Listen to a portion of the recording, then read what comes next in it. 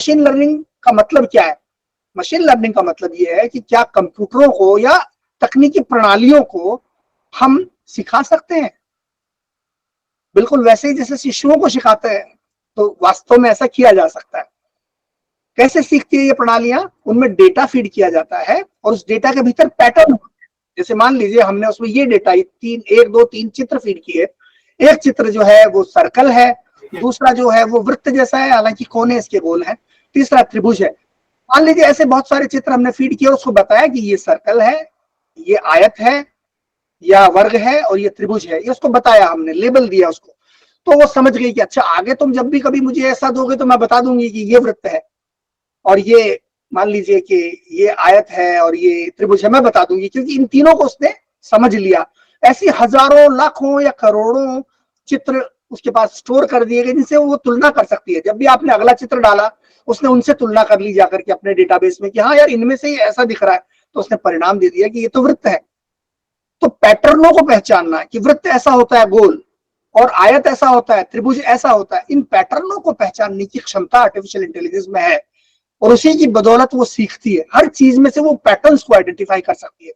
जैसे यहां आपने देखा ज्यामितीय चित्र इनके भीतर से, यहां देखिए उसको हमने चित्र दिए कुत्तों के, तो उसने कुत्तों के चित्रों का विश्लेषण किया, हजारों लाखों चित्र उसमें डाले गए, इसका विश्लेषण किया और उसने समझ लिया कि अच्छा इनके कान ऐसे होते हैं, इनकी आंखें ऐसी होती है, बैठने का तरीका ऐसा होता है, पूंछ ऐसी होती है, चलने फिरने का तरीका ऐसा होता है, आदि आदि। और इसके भीतर से पैटर्न्स मिल गया उसको कि अगर ऐसा अगली बार कोई चित्र आएगा तो मैं कह दूंगा या कह दूंगी, इसको आप आर्टिफिशियल इंटेलिजेंस को स्त्रीलिंग माने या पुल्लिंग माने, जो भी माने, तो मैं कह दूंगी कि ये तो एक कुत्ता है। और अगर इसी तरह से बिल्लियों के लाखों करोड़ों चित्र दिए गए और उनका उसने विश्लेषण करके इनमें से भी पैटर्न्स ढूंढ लिए और उसको पहचानना शुरू कर दिया कि ये तो बिल्ली है।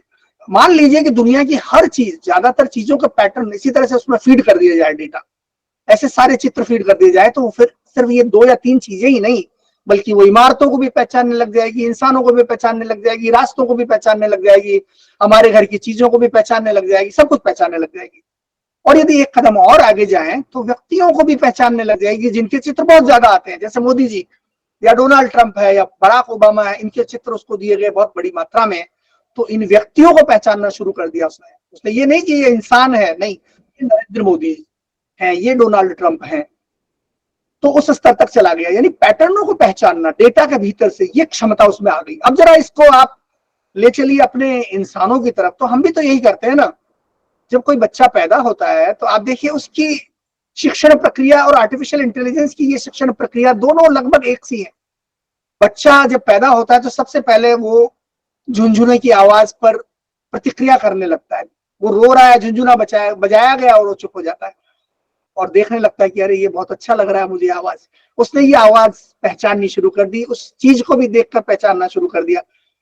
उसके बाद आपने उसको पानी, उसको दूध की बोतल दी, तो उसको बड़ी खुशी हुई कि इसमें, इस बोतल को लेने पर मुझे दूध मिलता है, मेरा मेरा पेट भरता है।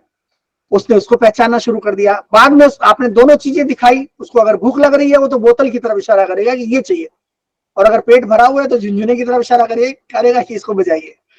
तो धीरे धीरे बच्चा सीखने लगा, उसको धीरे धीरे माता पिता को पहचानने लगा कि मम्मी कौन है तो मम्मी को देखा, पापा कौन है तो पापा को देखा। तो उसने चार चीजें पहचान ली धीरे धीरे, अपने घर को, उसके बाद अन्य चीजों को, फिर शब्दों को, भाषा को पहचानने लगा बच्चा। उसी तरह से आर्टिफिशियल इंटेलिजेंस भी पहले चीजों को, उसके बाद शब्दों को, अक्षरों को, इन सब चीजों को पहचानने लगी। क्योंकि जिस तरह से डेटा चित्रों का उसमें फीड किया गया, वैसे डेटा हर तरह का फीड किया जा सकता है ना। क्योंकि देखिए डेटा जो है उस पर अलग से हम एक सत्र करेंगे पूरा, और हमने कुछ समय पहले वैश्विक हिंदी परिवार में डेटा पर एक सत्र किया भी था। तो डेटा बहुत तरह का होता है, ऐसा नहीं है कि डेटा जो है आपकी एक्सेल सीट में लिखा हुआ जो तालिकाएं हैं या उनमें रखे हुए जो अंक हैं वही डेटा है, नहीं, ऐसा नहीं है। कोई भी सूचना जो किसी भी रूप में दिखाई देती है वो डेटा है। चित्र भी डेटा है, तो आप जो भाषा बोल रहे हैं, ध्वनि, ये भी डेटा है। आपके लिखे हुए शब्द भी डेटा है, तो जो अंक है जिनको कैलकुलेट करने के लिए आप इस्तेमाल कर रहे हैं वो भी डेटा है। तो वीडियो भी डेटा है। कंप्यूटर की दृष्टि में ये सब डेटा है, बहुत अनगिनत प्रकार का डेटा है, और हर तरह का डेटा उसमें फीड किया जा सकता है, और वो हर तरह के डेटा में से पैटर्न्स निकाल सकता है। जैसे उदाहरण के तौर पर हमने उसको अक्षर फीड करने शुरू किए कि ये क है, ये ख है, ये ग है, और ये अंग्रेजी का A B C है, तो उसने बहुत सारे अक्षरों को देखने के बाद जान लिया कि आप क और ए देंगे तो पहचान जाएगा कि ये हिंदी का है या अंग्रेजी का है। इसको एक कदम आगे लेकर के जाते हैं, शब्द हमने डालने शुरू किए। मान लीजिए कि कमल एक शब्द है, या मान लीजिए कि गुलाब एक शब्द है, तो उसने इनको देखा कि अच्छा आगे कभी भी इस तरह का आएगा तो मैं पहचान लूंगा कि ये कमल है, ये गुलाब है, ये गुलमोहर है, आदि आदि। तो शब्दों को पहचानना, पहले अक्षर, उससे एक कदम आगे बढ़ा, शब्दों को फीड किया गया तो शब्दों को पैटर्न के रूप में समझ लिया। उससे भी एक कदम आगे बढ़े, वाक्यों को फीड किया गया तो वाक्यों को पैटर्न के रूप में देखना शुरू कर दिया उसने। पूरा का पूरा वाक्य में एक झटके में पहचान सकता हूं, जो मानव शायद नहीं पहचान सकता, लेकिन वो पहचान सकता है क्योंकि उसकी शक्ति अपरिमित है।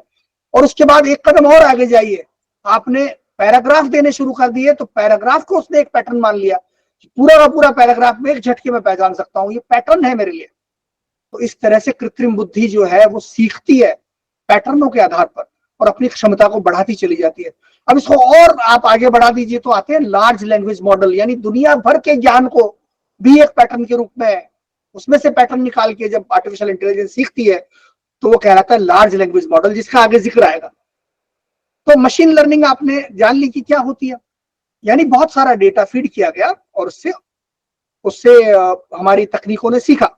अब ये 3 प्रकार का डेटा होता है, 3 प्रकार का शिक्षण होता है। पहला पर्यवेक्षित शिक्षण, जिसको सुपरवाइज्ड लर्निंग कहते हैं, जिसमें आप डेटा देने के साथ आप बताते हैं कि ये क्या है। जैसे आपने वृत्त दिया और साथ में उसको लिखा, एक लेबल डाला कि ये वृत्त है, ये कुत्ता है, आपने बताया उसको, तो ये हुआ पर्यवेक्षित शिक्षण। दूसरा अपर्यवेक्षित शिक्षण, जिसमें बहुत सारी सामग्री उसको अनायास ही डाल दी गई कि हम बता नहीं रहे कि ये क्या है, लेकिन तुम अपने आप को अभ्यस्त कर लो कि ये सब चीजें भी है दुनिया में।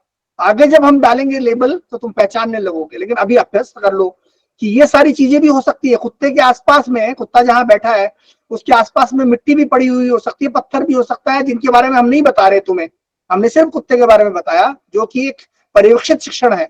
लेकिन तुम समझ लो कि इसके आसपास और भी बहुत सारी चीजें, उनका भी मुआयना करो। ये हुआ अपर्यवेक्षित शिक्षण, अनसुपरवाइज्ड लर्निंग, जो अपने आप हो रही है। और तीसरा है सुदृढ़ीकरण शिक्षण, यानी कि एनफोर्समेंट लर्निंग, यानी कि आप आर्टिफिशियल इंटेलिजेंस को कह रहे हैं कि तुमने गलत कर दी, गलती कर दी, ये वृत्त बता दिया तुमने, असल में तो ये तो स्क्वायर था, ये तो वर्ग था, तो आपने उसकी त्रुटि को ठीक किया, जो कहलाता है सुदृढ़ीकरण शिक्षण। और इस तरह से आर्टिफिशियल इंटेलिजेंस अपने को बेहतर बनाती है। जैसे किसी जमाने में राम आम खाता है का अनुवाद आता था, Ram is a general account, लेकिन उसको सिखा दिया गया और आज वो कहता है कि राम ईट्स मैंगो, तो है ना। तो ये सुदृढ़ीकरण शिक्षण कहलाएगा, यानी सुपरवाइज, क्षमा करें, एनफोर्समेंट लर्निंग कहलाएगा। तो ये मशीन लर्निंग हुई, जिसको अब ये मशीन लर्निंग भी पुरानी चीज हो गई, ये भी पारंपरिक कहलाने लगी क्योंकि डीप लर्निंग आ गई। अब डीप लर्निंग क्या है? मानव के, देखिए सारे कंप्यूटर विज्ञानियों ने देखा कि परिणाम आ तो रहे हैं लेकिन उतने उत्कृष्ट नहीं आ रहे जितने आ सकते हैं।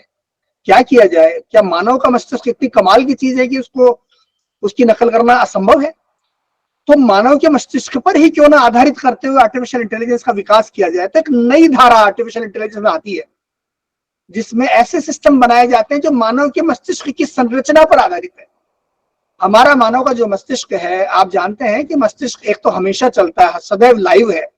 दूसरा, उसके भीतर न्यूरॉन्स होते हैं, बहुत महीन, मतलब सूक्ष्म, आप कहिए कण कह लीजिए, बिंदु कह लीजिए, जिनमें सूचनाओं को सहेजा जाता है मस्तिष्क में, और सूचनाओं को प्रसंस्कृत भी किया जाता है, उनका संसाधन भी होता है। जैसे कंप्यूटर का प्रोसेसर प्रोसेस करता है, वैसे हमारे मस्तिष्क में न्यूरॉन्स सूचनाओं को प्रोसेस करते हैं। तो वैज्ञानिकों ने यह देखा कि क्या हम, अब हमारे पास इतना बड़ा क्लाउड मौजूद है दुनिया में जिसकी अथाह शक्ति है, क्या हम भी तो उस क्लाउड पर इस तरह के न्यूरॉन्स की परिकल्पना करते हुए ऐसी संरचना बना सकते हैं ना, जैसी मानव मस्तिष्क में होती है। और ये जो न्यूरॉन्स है ये आपस में उसी तरह से सहयोग करें, सूचनाओं का आदान प्रदान एक दूसरे के बीच करें और परिणाम दे, जैसे मस्तिष्क देता है।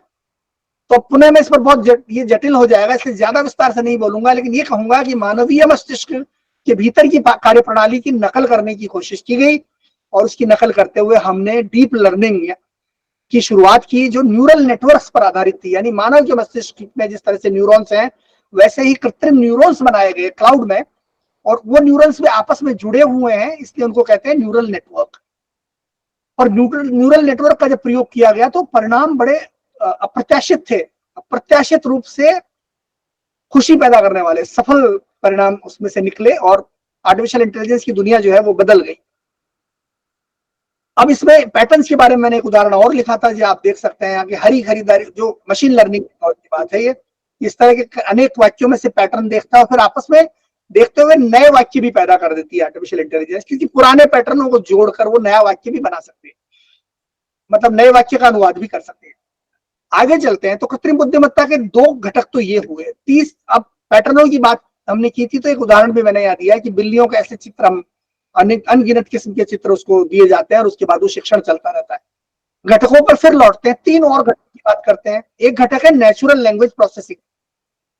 आर्टिफिशियल इंटेलिजेंस में आपने देखा होगा कि हम जिन चीजों की बात करते हैं कि ये क्या क्या कर सकता है, वो प्राय इन दो श्रेणियों में आ जाते हैं, नेचुरल लैंग्वेज प्रोसेसिंग और कंप्यूटर विजन, इन दो श्रेणियों में आ जाते हैं। जैसे मान लीजिए आप अनुवाद करते हैं तो नेचुरल लैंग्वेज प्रोसेसिंग में आता है, क्योंकि अनुवाद हमारी भाषा का होता है जो हमने लिखा है, हमारी प्राकृतिक भाषा है, हमारी नैसर्गिक भाषा है, जिसको हमने लिखा उसको अगर अनुवाद कर पा रहा है कंप्यूटर, तो यानी कि वो नेचुरल लैंग्वेज की प्रोसेसिंग कर पा रहा है, तो इसी श्रेणी में आ जाता है। हम जब बात करते हैं स्पीच सिंथेसिस, तो वो भी नेचुरल लैंग्वेज प्रोसेसिंग में आती है, क्योंकि स्पीच यानी हम प्राकृतिक भाषा में बोल रहे हैं ना, मानव की स्वाभाविक भाषा में बोल रहे हैं, तो वो भी नेचुरल लैंग्वेज में प्रोसेसिंग में आ जाती है।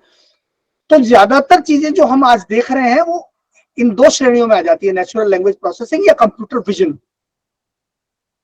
जैसे आप चैट जीपीटी में जाते हैं तो वहां भी आप कुछ डालते हैं ना, कोई निर्देश, तो नेचुरल लैंग्वेज में डालते हैं, या फिर ये जो आप अलेक्सा की डिवाइस होती है, इको डिवाइस, इससे बोलते हैं अलेक्सा मुझे खबरें सुना दो, तो आप बोलते हैं खबरें सुना दो और ये सुना देती है।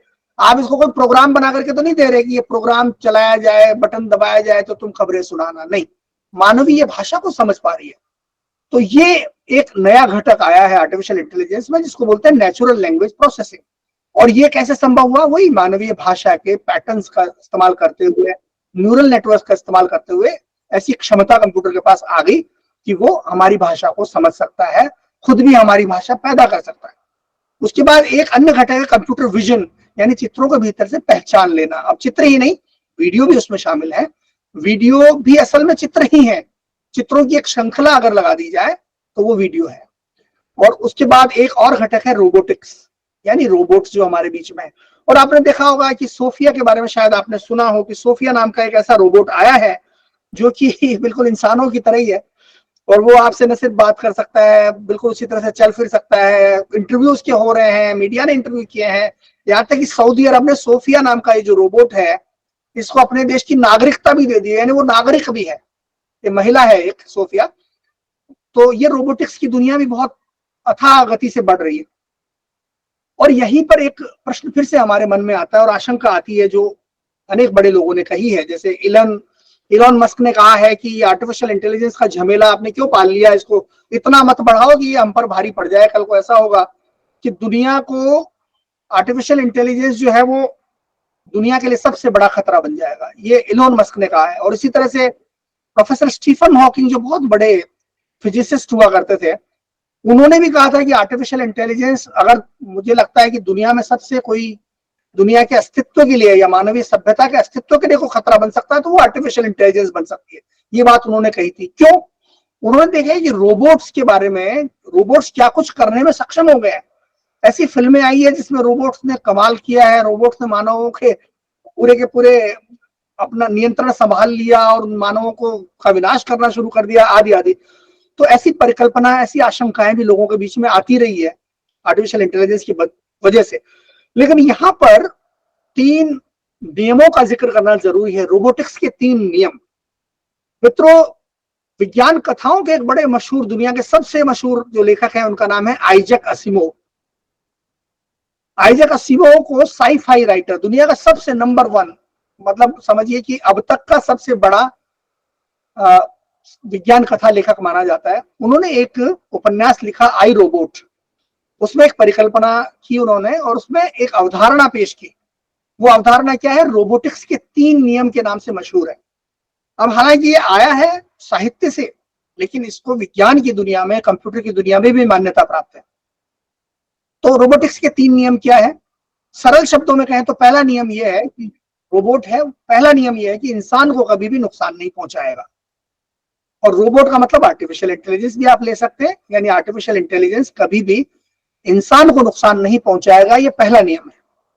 दूसरा नियम क्या है कि रोबोट जो है ना वो कभी भी मतलब वो किसी मतलब ऐसे हर निर्देश का पालन करेगा जो पहले निर्देश का उल्लंघन न करता हो। उसको कोई भी निर्देश दिया गया, वो पहले ये देखेगा कि कहीं इससे इंसान को नुकसान तो नहीं हो रहा, तभी उसका पालन करेगा, अन्यथा नहीं करेगा।